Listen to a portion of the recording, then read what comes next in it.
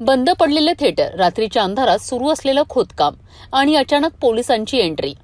वाशिम शहरात गुप्तधनाच्या शोधाचा एक थरारक प्रकार समोर आला आहे. शहरातील बंद पडलेल्या रमेश टॉकीजच्या परिसरात कथितपणे गुप्तधन शोधण्यासाठी खोदकाम सुरू असल्याची माहिती पोलिसांना मिळाली आणि त्यानंतर डीबी पथकाने थेट धाड टाकली. या कारवाईत तब्बल 6 जणांना ताब्यात घेण्यात आले असून घटनास्थळावरून मेटल डिटेक्टरसह इतर साहित्य जप्त करण्यात आले आहे.